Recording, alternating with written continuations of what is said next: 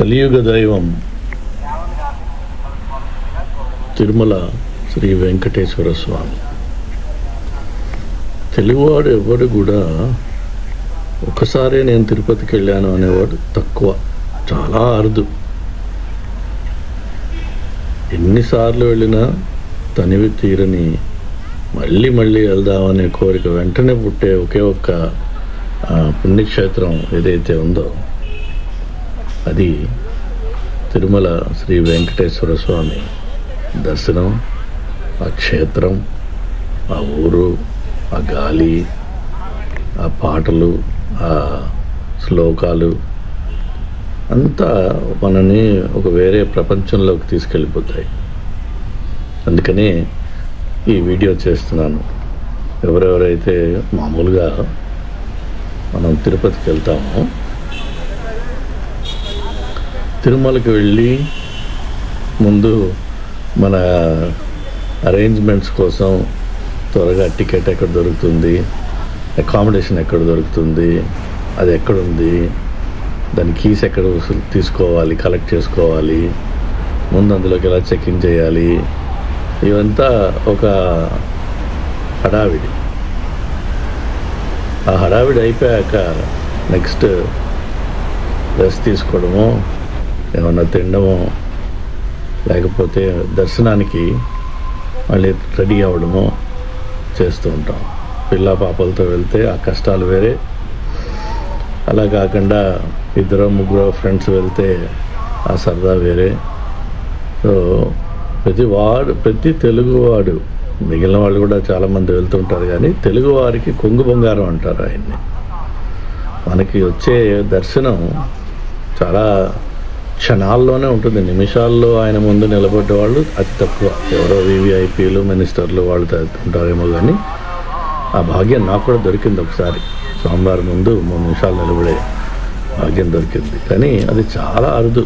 మనకు అన్ని సెకండ్స్లోనే ఉంటుంది ఆ దర్శనం. కానీ ఆ సెకండ్స్ కోసమే ఎంతో తాపత్రయం పడి గంటల తరబడి లైన్లో నిలబడి వెయిట్ చేసి ఫైనల్గా ఆయన దర్శనం చేసుకుని అదొక సంతోషం. మళ్ళీ దర్శనం చేసుకున్న 2వ నిమిషానికి మనకి ఏది గుర్తుండదు వివరంగా.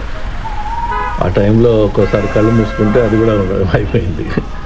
అలా కాకుండా ఈ తిరుమలకి వెళ్ళడం అన్నది మన జీవితంలో అందరికీ కూడా ఒక ప్రత్యేకమైన అనుభవం.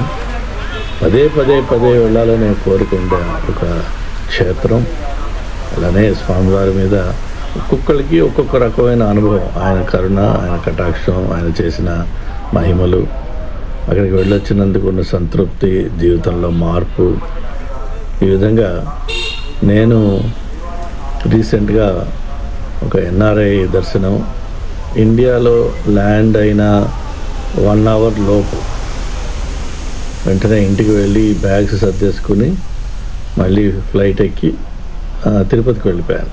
సో నాకు అంత ప్రీతి స్వామివారు అంటే. వెళ్ళి ఎన్ఆర్ఐ దర్శనం,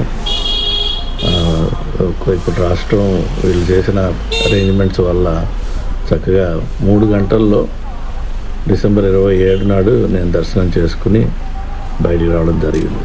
చాలా సంతృప్తికరం, చాలా సంతోషం. అంటే రావడం, ఎవరిని మళ్ళీ వెళ్ళి దేహి అని అడగకుండా, ఏ రికమెండేషన్స్ లేకుండా, ఏ పొలిటికల్ రికమెండేషన్స్ లేదంటే కనెక్షన్స్, వాడికి డబ్బులు ఇవ్వడం, వీడికి డబ్బులు ఇవ్వడం, అలాంటిది ఏమీ లేదు.